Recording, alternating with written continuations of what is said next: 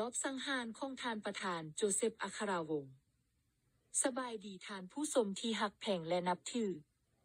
อ้างถึงการรายงานข่าวของสำนักงานข่าวเลอมงของฝรั่งกล่าวว่าท่านประธานโจเซฟอัคราวงศ์ได้ถูกลอบสังหารในวันที่14 กรกฎาคม 2025 ที่เมืองโปประเทศฝรั่งโดยมีคนหายจำนวน4 คนลุมเข้ามาใช้มีดแหลมคมแทงเข้าไปที่คอ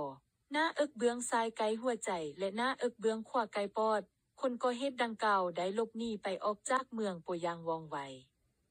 ท่านโจเซฟอัคราวงศ์ได้กล่าวว่าความเจ็บปวดจากคอยมีดมันก็เจ็บแทบใจเกือบขาดไปในเวลานั้นแต่ก็พออดทนได้แพทย์หมอก็เอาใจใส่ในการรักษาปิ่นปัวปัจจุบันนี้ข้าพเจ้ากระทรวงเศร้าเป็นปกติแล้วแต่สิ่งที่ยังบ่ทันส่วงเศร้านั้นก็คือการทึกแทงเบื้องหลังนั้นเองคนที่เฮาฮู้จักฮักแก่นกันไว้วางใจกันมาแต่ดนนานก็ยังมาเฮ็ดกันได้ในขั้นที่ว่าดับซีบกันอย่างตาใสๆนี้เอง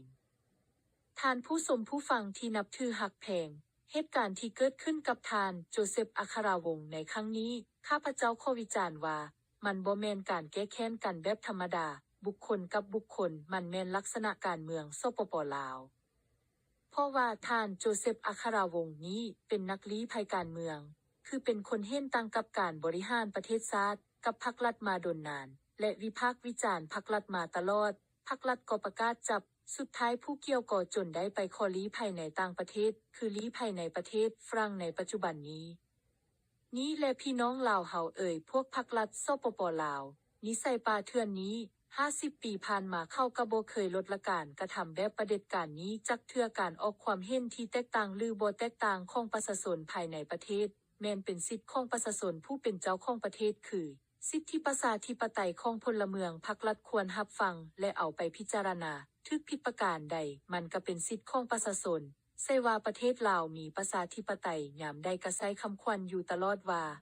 สาธารณรัฐประชาธิปไตยประชาชนลาวตลอดทั้งชื่อประเทศก็ใช้ชื่อว่าสาธารณรัฐประชาธิปไตยประชาชนลาวบาดปฏิบัติมาคือเฮ็ดกงกันข้ามท่านผู้ชมที่หักแพงตลอด50 ปีที่ผ่านมาพรรครัฐบ่เคยลดละความพยายามลุกล้ำและลืบล้างความสามัคคีปรองดองของพี่น้องลาวในต่างแดนเข้าใช้ทุกวิธีทางเข้ามาทับม้างความสามัคคีของพวกเขาโดยเฉพาะแม่นใช้คูบามาทับม้างพวกเขาโดยบ่ให้เฮามีองค์การส่งบ่ให้เฮาใช้ทุงกาสร้างซ้ำหัวบ่ให้ลาวนอกลิ้นการเมืองต่อต้านเฮาว่าความซัวของเขาพระสงฆ์ที่เข้าทรงมาลือเฮาข้อเอามาประจำอยู่วัดต่างๆนั้นล้วนแล้วแต่เป็นตัวการเป็นนักสืบให้พรรครัฐจดเอาชื่อนักการเมืองลาวต่างแดนไปให้พรรครัฐมายั่วยงส่งเสริมให้คนลาวในต่างแดนผิดกันบ่ให้หนุ่มน้อยนับถือผู้ใหญ่คนลาวนอกเขาตายด้วยพยาธิตับนั้นส่วนหลายแล้วแม่นตายย้อนยาสั่งของเขาเฮามาอยู่ต่างแดนแล้วเขาก็ยังนำมาฆ่าเฮาอยู่ตัวอย่างก็คือท่านโจเซฟนั่นเองฉะนั้นข้าพเจ้าจึงอยากขอเรียกร้องมายังทุกท่านจงอย่าได้เชื่อใจประเผด็จการสปป.ลาวเด็ดขาดแม้นแต่พวกลาวลิงเอาเสาะนำเข้าตลอดมาเข้าก็จะบ่เอ็นดูพวกเจ้าดอกพวกนี้พวกแหกนรกมาเกิดพวกบ่มีศาสนาบ่ฮู้บาปบุญคุณโทษแน่นแต่คนในกลุ่มเข้ากันอย่างคาเส้นลูกสุภานุวงศ์ตัวอย่างสั้นใดพวกลาวลิงยิงเข้าบ่ไว้หน้าอย่าเชื่อเถิดพี่น้องพวกเขาควรที่สุดหาทางขับไล่พวกนี้ออกไปจากพื้นแผ่นดินลาวเฮาให้หมดไปไวๆเท่าที่ไวได้